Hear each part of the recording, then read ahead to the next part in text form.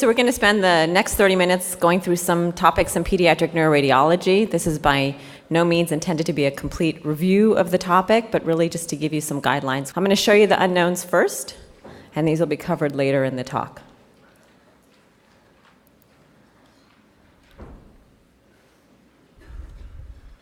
Additional history is seizure and facial skin lesion.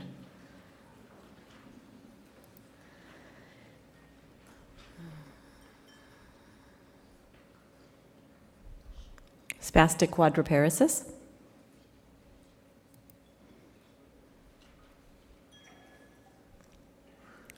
Also a child with seizures. Here's a different child, same diagnosis. Spastic diplegia.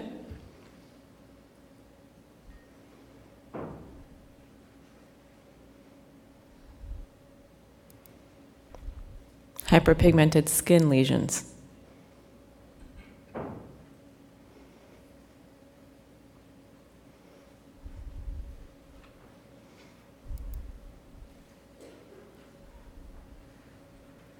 Okay, hopefully you guys got those all right, and if not, by the end of the talk you should know the answer to those 5 questions. Okay, so just talking generally in terms of how to approach cases when you look at cases of children, you need to have really a standardized approach, and my approach is initially to look at the midline sagittal image, to look at the midline structures. Specifically, I look at the corpus callosum, I look at the brain stem, and I look at the vermis. Then I also look at the brain parenchyma on the T1 and the T2 weighted images. I look at the myelination pattern of the brain. I look for parenchymal lesions within the brain. I look at the developing cortex and make sure that it looks normal in thickness and in signal intensity. I then look more centrally within the brain to look at the deep gray nuclei, which can be involved in metabolic disorders as well as acquired injury. And then the last important thing to note is when you look at the surface of the brain, you don't just look at the thickness of the cortex, but also look at the sulcation pattern of the brain. And sulcation is a very dynamic process that occurs in utero and continues, especially in the frontal regions, even after you're born. And so it's very important to know the exact post-conceptional age of a child when you're interpreting the images, because if they are born prematurely, then their brain development would not be the same as that of someone who is born term. And typically we correct for preterm birth up until about 2 years of age, and at that point the brains are much more similar on imaging. Okay, so just a couple of general notes about myelination. I mentioned that when I look at the brain parenchyma, I look at the state of myelination, and that's important because that tells you something about brain development. It can also tell you something about acquired brain injuries. And there are a couple of general rules that you can remember about myelination. First of all, it begins in utero, and in general, it begins caudally and then extends rostrally or cephalad. Similarly, it tends to occur first dorsally within the brain, and then extend more ventrally within the brain. And along those lines, myelination tends to occur in pathways that are kind of more primitive in function, like sensory pathways and motor pathways, before it occurs in higher function pathways, such as association pathways, and for instance, in your frontal lobes involved in cognitive functions. There are known milestones of myelination, and if you're not sure, you can tell the examiner that you would refer to a textbook, such as that by Jim Barkovich, to look up the milestones of myelination to make sure that a child is myelinating appropriately for age. Again, keeping in mind that you need to know the exact post-conceptional age of the child when you assess for myelination within the first 2 years of life. Most myelination occurs in the first 2 years of life, and you can see the changes on both the T1 and the T2 weighted images, and the changes are seen sooner on the T1 weighted images than they are on the T2 weighted images. So here's an example of a 20-week premature infant showing you that the brain is not completely smooth. There are actually several sulci that have formed. When the sulci are very primitive, we call them primary sulci. Once they start to develop branches extending off of them, we call them secondary sulci. And when they become even more complex, they're known as tertiary sulci. So this is a 28-week fetus where actually most of the primary sulci should be present at this age, but you can see that they are fairly shallow. They look very different from, for instance, a term neonate or an adult. And accordingly, the gyri are very broad. You can also see on the T2 weighted image on your left that the white matter is bright relative to the dark cortex. And this is a T2 weighted image, so obviously this looks different than an adult, and this is because the brain is unmyelinated at this age. Similarly, on the right, you can see that the white matter is dark on the T1 weighted images relative to the cortex, again because of the lack of myelin in this 28-week preterm infant. Here's a 34-week premature infant. Again, most of the white matter is unmyelinated, especially supratentorially at this age.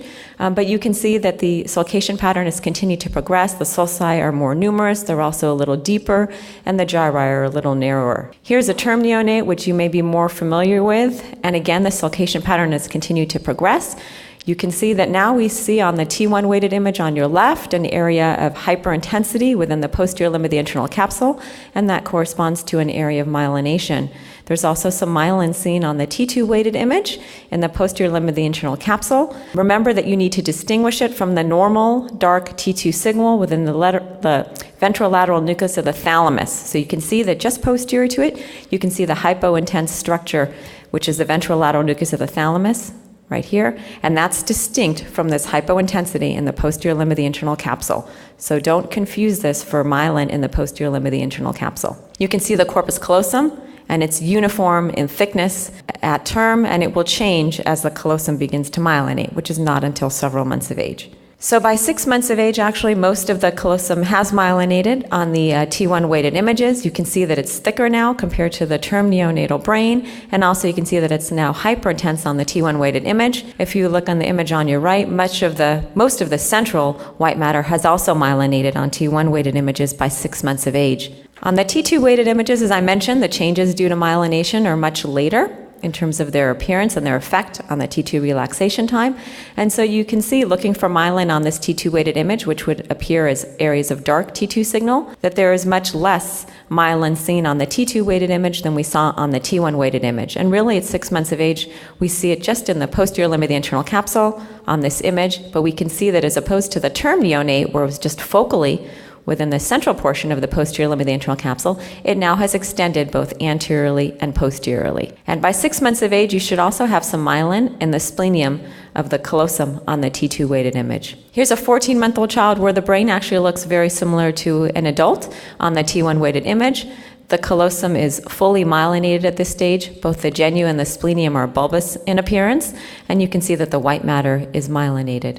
On the T2 weighted image, there has been progression of the myelination compared to the 6-month infant. However, we can still see that in areas that are known to myelinate late or last, such as the anterior inferior frontal lobes and the anterior temporal lobes, we can see that the distinction between the dark signal of the myelin and the cortex is less well defined. So the myelination has not completed in the anterior frontal lobes in this child, which is normal at this age. By 2 years of age, you can see now that the distinction between the white matter and the cortex is much sharper, so the inferior frontal lobes have continued to myelinate at this age. And in addition, you see these persistent areas of slightly bright T2 signal within the periatrial regions, and these are the terminal zones which are known to myelinate late. They're typically separated from the adjacent ventricle by a band of normally myelinated white matter. And you can see that the ventricles are normal in size because you want to make sure you don't accidentally call this periventricular white matter injury, which is one of the examples I showed you of earlier, which is typically associated with a volume loss.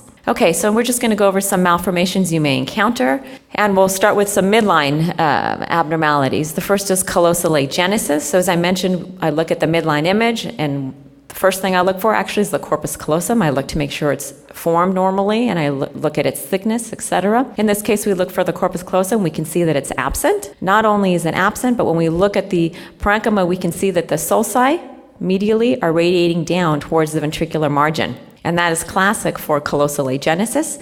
We also look at the shape and the morphology of the cingulate gyrus, and we can see that it's actually everted rather than inverted, and that's something also that's seen with callosal agenesis. Typically, these patients have diminished white matter volume, and you can also have dilatation of the lateral ventricles as a result of deficiency of the corpus callosum. And so it's very important not to call this hydrocephalus unless the child has clinical features of hydrocephalus, such as an enlarging head circumference, bulging fontanelle, etc. But it's very uncommon to have hydrocephalus with callosal agenesis, and more typically you're dealing with ventricular enlargement due to deficiency or absent of the callosal fibers. Now the callosum develops from front to back, and so you can have cases where you see the anterior portion of the callosum but not the posterior callosum, and here's such an example. And you can look posteriorly and you can see that the sulci radiate medially where there should be the posterior body and the splenium of the callosum. So this is callosal hypogenesis. Okay, other lesions that can occur in the midline are lipomas. They most commonly occur in the interhemispheric fissure, but they can also occur in the supracerebellar cistern, in the suprasellar region, in the cerebellar pontine angle, etc. And as Dr. Cha showed you, for fat-containing lesions, if you do fat saturation, these lesions will suppress. So interhemispheric lipomas are the most common location for congenital lipomas, and these often are associated with incomplete formation of the corpus callosum, as is shown here. You can have lipomas along the quadrigeminal plate or in the supracerebellar cistern, and you can see that when you apply fat saturation, the signal should completely suppress because these are pure fat-containing lesions. Contrast this with the ruptured dermoid that Dr. Cha showed you, where you see some suppression of the fat, such as the fat layering within the ventricles, but the tumor itself does not completely suppress. Another example of a lipoma, this one in the suprasellar cistern, again hyperintense on the T1 weighted images, so follows fat signal on all the sequences, and if you apply fat suppression, it should suppress. Here's another example of a suprasellar lesion. This is actually a hypothalamic hamartoma, not a lipoma, and you can see that the signal characteristics look very similar to gray matter on both the T1 and the T2 weighted images, and it doesn't enhance. These we classically think of as being associated with precocious puberty or gelastic seizures, but it's very important to realize that these can present with any type of seizure semiology, including partial complex seizures. So when someone gives you an MRI and they tell you the child has, partial complex seizures, don't look at the temporal lobes or the frontal lobes, but also look to make sure you're not missing a very subtle hypothalamic hamartoma. Okay, I'm going to switch to some malformations of cortical development. As you know, the brain develops from these different vesicles that have neuroepithelial lining.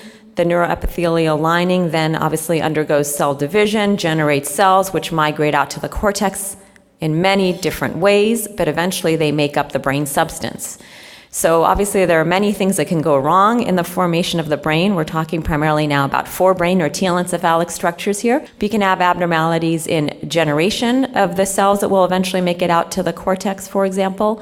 You can have abnormalities in migration of the cells that are going to go out to the cortex. And once the cells have made it out to the cortex, the organization is very elaborate, and we know that the cortex develops in an inside-out pattern. That's the formation of the cortex into the classical 6-layered neocortex that most of our brain contains. And obviously you can have things go awry with formation of the cortical layers as well. So initially I mentioned that the brain essentially arises from these fluid-filled cerebral vesicles, and in the forebrain you have the lining of the vesicles, which is neuroepithelial cells that then give rise to cells that will make their way out to the cortex and essentially enlarge or thicken the walls of the vesicles, and that will be the brain substance. Now in the beginning, the walls are very smooth, so the surface of the brain structure is very smooth, and with progression of brain development, we start to have formation of sulci. And I showed you an example of a 28-week preterm infant who had some sulcal formation but not quite as mature as a term neonate. Well, here's an example of a child who essentially has no sulcal formation. You can see maybe some very shallow sylvian fissures that look like they were trying to form. And so if you see this essentially at any age by the time you image a child, this is abnormal. And this is known as classical Lissencephaly, when you have no sulcal formation in the brain. And there are known chromosomal mutations that can be associated with this, which obviously is important for counseling of this family for future pregnancies. And when you look, for instance, at this neonate who has a very smooth brain or a lissencephalic brain, you can also see on the T2 weighted images that within the brain parenchyma that should be hyperintense on T2 because it's unmyelinated, we actually see a thick band of low T2 signal, and that actually represents the neurons that have arrested in their migration from the surface of these vesicles or ventricles to the surface of the brain. And just superficial to that, we have an area of bright T2 signal, which represents cell sparse zone, and superficial to that, we have the developing cortex. Now, you can have some formation of sulci, but not complete formation of sulci, and when you have too few sulci with very broad gyri, that is known as pachygyria, and that can occur in different areas of the brain in different grades.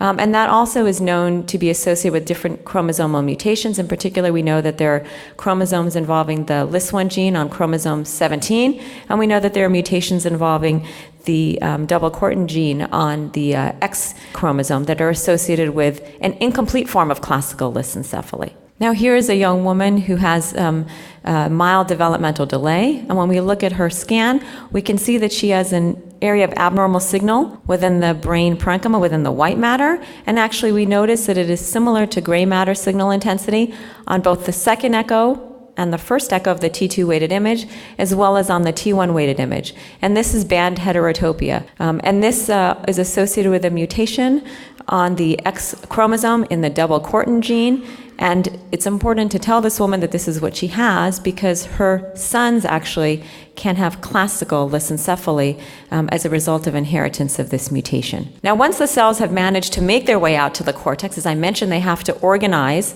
to form the 6-layered neocortex.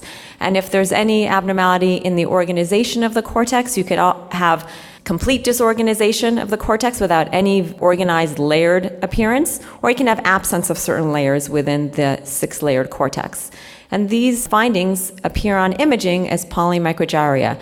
And initially on very thick section images, it may actually look like thickened cortex. And when you look at very thin section imaging, you'll see very thin cortex with multiple small gyri. One of the most common locations for polymicrogyria is actually in the Perisylvian regions. And I use my sagittal images off to the side to look at the Sylvian fissures, make sure that they're not abnormally deep, which is a feature associated with polymicrogyria involving the cortex along the Sylvian fissures. And I also look at the cortex bordering the Sylvian fissures to make sure that it's normal in thickness. And these children can have variable symptoms related to their polymicrogyria. They can have focal neurologic deficits related to the area that's involved. They can have more global developmental delay. And of course, they can have seizures. These can be unilateral or bilateral. They can be from genetic causes. They can be from acquired causes in utero, including infection, including ischemia. And this is just an example of how it looks thick on the thick section T2 weighted images. But when you do volumetric imaging with thin section, in this case 3D T1 weighted images, you can see multiple small gyri consistent with polymicrogyria. Here's an example of bilateral Perisylvian polymicrogyria. So again, it can be bilateral. It's important to look in both regions of the brain. It can be symmetrical as well, and it can be genetic and etiology, as is the case here. Now, CT is not very good at looking at the cortical pattern, but sometimes it can give you a hint of what's going on in a child. And in general, CT is something that should be avoided in children because of the risk of radiation. And really, its only role is to look in the setting of acute trauma or non-accidental trauma, or if you're interested in looking at non-brain structures such as the bone. And this is a child who has congenital cytomegalovirus, and we can see that there are several small areas of calcification within the brain parenchyma, which make us suspect a congenital infection. And also when we look at the cortex, granted this is a CT, but when we look specifically at the Sylvian regions, which as I mentioned is one of the most common locations of polymicrogyria, so it's an area that I especially look at, we can see that the Sylvian fissure is abnormal in its shape on this CT scan. So we do an MRI in this child, and now we can see the more obvious diffuse polymicrogyria. We can also see that in this child, who was after the age at which the white matter should have been myelinated in these areas, there are areas of abnormal T2 hyperintensity consistent with white matter injury as well, related to the congenital cytomegalovirus. Now, you can have cells that form in the neuroepithelial lining of the brain, and they form into neurons, but they don't quite make their way out to the cortex, and that results in periventricular nodular heterotopia, and those are nodules that are iso-intense to gray matter signal intensity, and they line the ventricular surface, and they tend to be parallel to the ventricle. They can protrude into the ventricle, and these oftentimes can be asymptomatic until the second decade of life, where someone may have seizures. Now, you can have defects within the developing cerebral mantle from the level of the germinal matrix all the way out to the cortex, and these are known as schizencephalies or schizencephalic defects, and they're typically lined by dysplastic gray matter. In addition, the gray matter around the clefts are also dysplastic, oftentimes polymicrogyria. These can be, the walls of the cleft can be separated, which is what we call open lip schizencephaly, or they can be closely opposed, which is known as closed lip schizencephaly. And in general, the symptoms are more severe when the clefts are bilateral and when they're open. Here's an example of closed lip schizencephaly. So again, look for the dysplastic gray matter that's lining the clefts to identify this abnormality. And this is thought to be due to in utero injury to the cells in the germinal matrix or that neuroepithelial layer that gives rise to the entire cerebral mantle. Now, if you have what looks like a monoventricle and non-separation of the forebrain, you need to think about holoprosencephaly, and this is the most severe form, or Alobar holoprosencephaly. And this is an abnormality in induction of the ventral midline structures. You can have a more mild form of this, known as Semilobar Holoprosencephaly. And really, this is the only example where, even though the callosum classically forms from front to back, you can actually have posterior aspects of the callosum without anterior aspects of the callosum formed. And here's such an example of that. So if you see that, you need to look very closely at the ventral forebrain structures. Look at the region of the hypothalamus, the inferior frontal lobes, the caudate, the thalami, etc., and look to make sure that there most likely will be evidence of holoprosencephaly. So look at the severity of the non-separation of the two hemispheres. Okay, just a brief talk about some posterior fossa malformations, Chiari-1 malformations. When you see the cerebellar tonsils extending beyond the level of the foramen magnum, typically by greater than 5 millimeters, you need to think about a Chiari-1 malformation. Typically, these patients will have tussive headaches or headaches that get worse when they increase their intracranial pressure. But it's important when you're trying to make the diagnosis of a Chiari-1 malformation that you look for other causes of a Chiari-1 malformation, which obviously would have different implications for treatment. It's important to make sure they exclude the possibility of intracranial hypotension. So look at the dural venous sinuses, make sure that they're not dilated, make sure that the pituitary is not enlarged, and if you give contrast, make sure that the dura is not abnormally enhancing, and those are all findings that are seen with intracranial hypotension.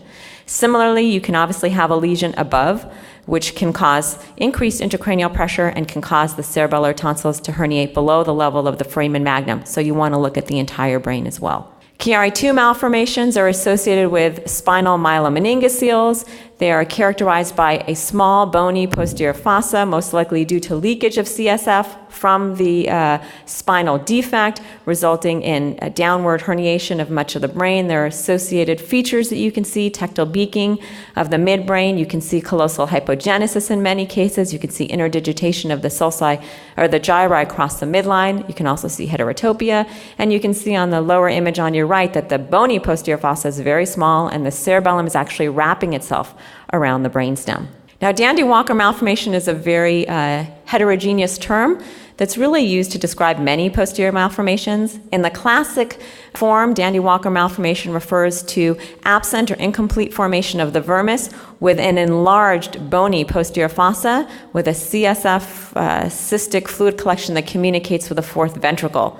This is thought to be part of a spectrum of posterior fossa malformations, with the most benign being a megacisterna magna, and then somewhere in the middle being an incompletely formed vermis, but with a normal-sized posterior fossa. If you see a true Dandy-Walker malformation, look for additional findings in the supratentorial brain. Okay, just a few minutes on phacomatoses. I showed you one of these as your unknown, and really if someone shows you a midline image like the one here on the left where you see that the pons is enlarged and the medulla is enlarged, you should really characteristically think of neurofibromatosis type 1, where you get gliomas in the brainstem, most commonly in the medulla and also in the pons. If you suspect that, you then need to look at the optic pathway and make sure you don't have a glioma in that region as well. Here's a different child with an optic pathway glioma and a tectal glioma. Administer contrast, and you can see sometimes these gliomas will extend back along the optic tracts. They can also extend into the intraorbital optic nerves, and contrast that from dilated optic nerve sheath where you won't see any abnormal enhancement or dilatation of the optic nerve. Now, you can also get low-grade tumors. They're classically low-grade, very rarely high-grade, in the brain parenchyma outside of the brainstem and the optic pathway. And you can identify these areas by looking for contrast enhancement on the post-contrast images and seeing how these appear on the pre-contrast T1 weighted images. Since they typically will be hypointense, and they'll typically exert some mass effect. It's important to contrast those with benign areas of myelin vacuolization which are also hyperintense on T2, but don't enhance and are classically not hypointense on T1 and classically don't exert any mass effect. They typically occur in the deep gray nuclei. You can see here that they are occurring in the globi pallidi and the thalami. You really can't see them on the T1 weighted images. They also occur in the deep gray nuclei of the cerebellum. They also occur in the brainstem. Now here's a classic example of a patient with NF2, neurofibromatosis type 2, with bilateral schwannomas, and we would look elsewhere for meningiomas. I mentioned when you see calcifications on a CT, you need to think about congenital infection, but you should also think about tuberous sclerosis. And in this case, if you look at the image on your right, you can see that there's a lesion in the globe consistent with a hamartoma. On MRI, you can see the parenchymal lesions associated with this, and they are typically hyperintense on the T2 and hypointense on the T1 weighted images, and they consist of cortical tubers. They also have transmantle dysplasias, which extend from the ventricular margin to the cortex, and obviously they have the hamartomas or nodules lining the ventricles. When they calcify, they are dark on the T2 weighted images.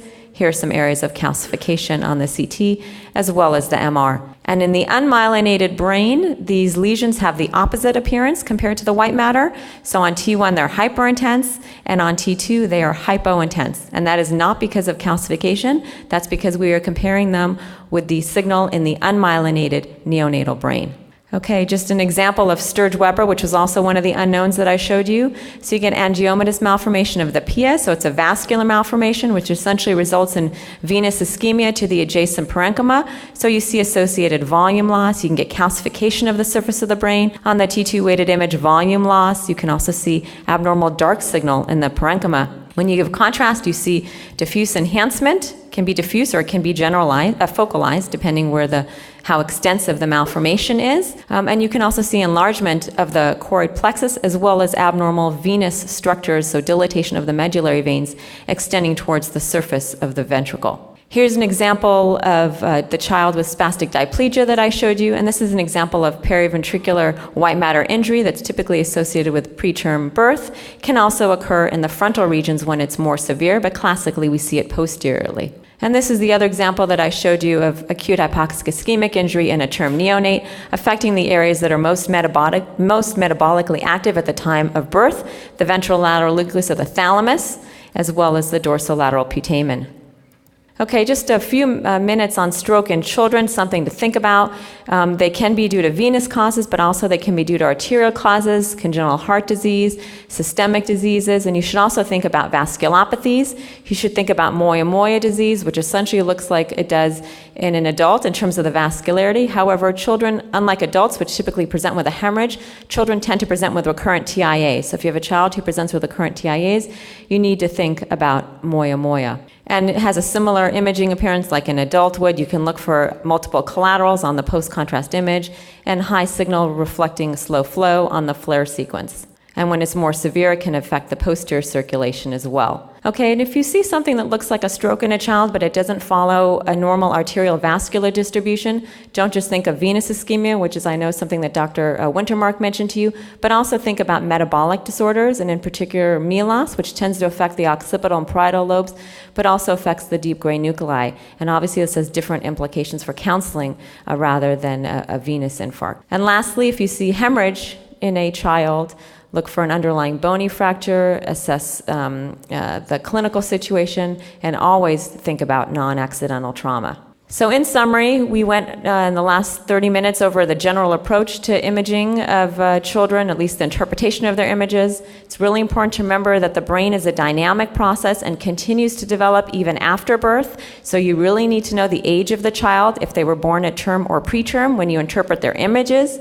We went over some congenital malformations, as well as some examples of some of the more common phacomatoses, acquired injury, stroke, and then lastly, non-accidental trauma. And the most important thing is if you're not sure the answer, just tell the examiner that you think the myelination is delayed, for example, but you're not sure, but you would consult with a reference textbook. And I think that's what most radiologists who don't do routine pediatric imaging will tell you that's what they do out in practice.